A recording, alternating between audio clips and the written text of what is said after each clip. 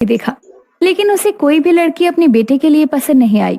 यूं ही कुछ दिन लड़कियां देखने के बाद उसे कोई भी लड़की पसंद नहीं आती। ऐसे ही एक दिन कमला मंदिर जाती है और वहाँ बैठे पंडित जी से कहती है, पंडित जी, कोई लड़की हो तो बताओ ना मेरे बेटे के लिए। क्या कहा? लड़की? कैसी लड़की चाहिए आपको अपने बेटे के लिए?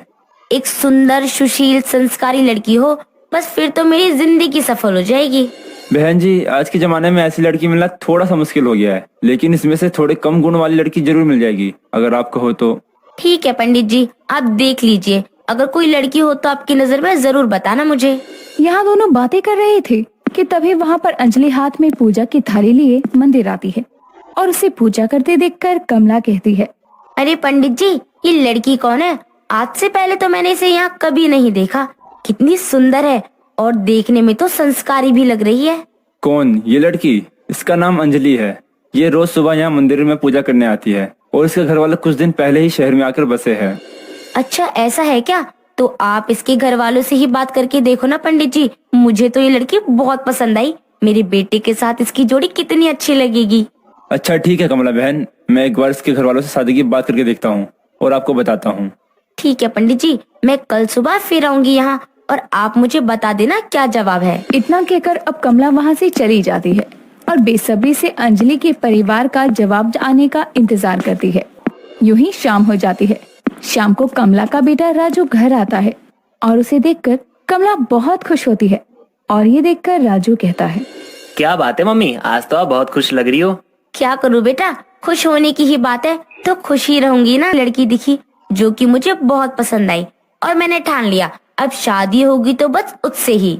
अरे माँ, अब ये क्या कह रही हो? अब आपने इस उम्र में ये शौक कहाँ से पाल लिया? अब आपको शादी करनी है, वो भी एक लड़की से। अरे नालायक, ये क्या बके जा रहा है? मैं अपनी शादी की नहीं, तेरी शादी की बात कर रही हूँ, समझा क्या? तेरे लिए लड़की पसंद की है मैंने। क्या कहा? मेरे लिए? अरे माँ, आप ये सब क्या कह रही हो? मैं अभी शादी नहीं करना चाहता। अभी तो मुझे अपना कैरियर बनाना है और लाइफ में कुछ करके दिखाना है। अरे और क्या करना है तुझे? अब तू इतना बड़ा हो गया है कि काम भी तो कर रहा है। अब तेरी उम्र हो गई है शादी की, तो जल्दी से शादी कर। और कुछ करना है आगे तो मुझे जल्दी से पोता या पोती दे, समझा? माँ, आपको तो कुछ और बात करनी नहीं होती इन सब बातों के अलावा। इतना कहकर अब राजू वहाँ से चला जाता है। यूं ही एक दिन और बीत जाता है। अगली सुबह फिर से कमला मंदिर जाती है और पंडित जी से कहती है, नमस्ते पंडित जी, कैसे हैं आप? नमस्ते कमला बहन, मैं तो ठीक हूँ और मुझे ये भी पता है कि आप यहाँ क्या पूछने आई हो। मैंने अंजलि की माँ से बात की और वो आपसे और आपके बेटे से एक बार मिलना चाहती है। अगर आप चाहो तो मैं आपको कल ही उसका घर लेकर चलूंगा। ठीक है पंडित जी, मैं अपने बेटे के साथ आ जाऊंगी अंजलि के घर।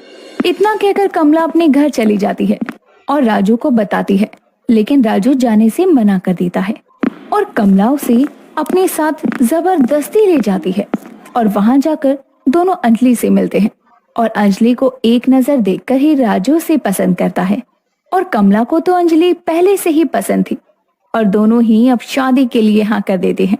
कुछ समय बाद राजू और अंजलि की शादी होती है और शादी के अगले दिन कमला अपनी बहू से कहती है, अरे बहू तो उठ गई, अब जल्दी से नहा धोकर तैयार हो जा, क्योंकि आज तेरी मुंह दिखाई है और मैंने मोहल्ले की सभी औरतों को बुलाया है और कहा है कि वो सब जरूर आए मेरी चांद जैसी बहू को देखने के लिए। ठीक है माँ जी, मैं अभी तैयार होकर आती हूँ। हाँ बहू, अच्छे से तैयार होना और सुंदर दिखना। और कुछ ही देर में कमला के घर सभी औरतें आती हैं और पड़ोस की विमला कमला को आवाज लगाकर कहती है, कमला बहन, ओ कमला बहन, कहाँ हो? अरे विमला बहन, आ गई तुम सबका ही इंतजार कर रही थी मैं। अंदर आओ। हम तो आ गए, पर ऐसा लग रहा है कि तुम्हारी बहू शायद अभी तक तैयार नहीं हुई है। अरे नई नवेली दुल्हन हो तो उसे तैयार होने में भी तो टाइम लगेगा ना। हाँ सही कहा, तो अब बुला लो ना उसे, हम भी तो देखें कौन सा चांद का टुकड़ा लेकर आई हो तुम अपने बेटे के लिए। हाँ, अभी बुलाती हूँ अपनी बहू को। इतना कहकर अब कमला अंजलि को बुलाती है और उसके बाद वहाँ पर अंजलि आती है। अंजलि को देखकर सब उसे देखते रह जाते हैं और एक एक करके सभी अंजलि की मुंह दिखाई करती हैं।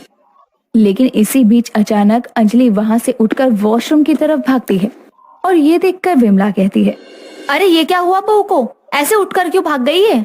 लगता है बहू के पेट में गैस बन गई है या फिर उसे जोर की आई है। मैं देखती हूँ जाकर उसे क्या हुआ है, तुम लोग बैठो यहीं। इतना कहकर अब कमला अंजलि के पास जाती है और देखती है कि अंजलि उल्टियां कर रही थी और वहीं बेहोश हो जाती है। तभी कमला जल्दी से डॉक्टर को बुलाती है, जिसके बाद डॉक्टर घर आती है और अंजलि का चेकअप करके बताती है कि अंजलि माँ बनने वाली है।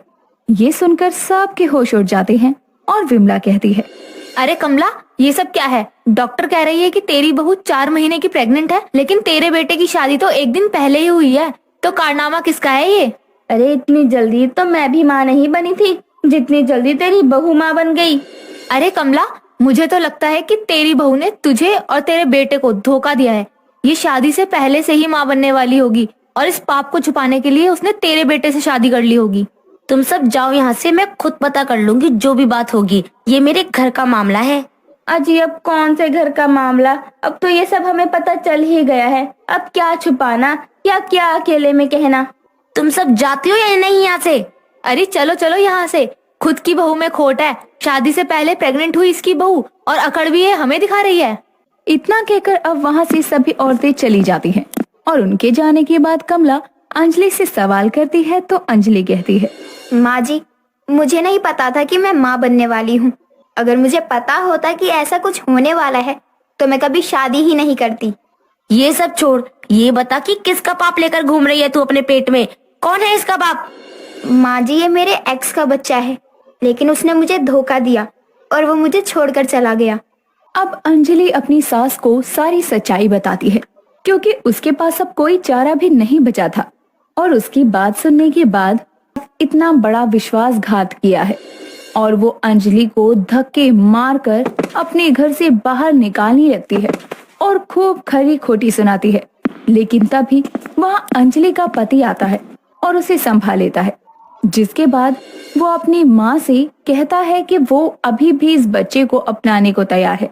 कमला ये सुनकर हैरान होती है, लेकिन अंजलि का पति उसका साथ देने को तैयार था, जिसके बाद अब अंजलि को भी बहुत खुशी होती है कि इस दुनिया में उसके बच्चे और उसके लिए अभी भी एक सहारा बाकी है। और आखिरकार कमला को भी अपने बेटे की खुशी के लिए अपनी बहू और उसके बच्चे को अपनाना पड़ता है। धीरे धीरे कमला के दिल से सारे मनमुटाव दूर हो जाते हैं और ये परिवार खुशी खुशी एक दूसरे के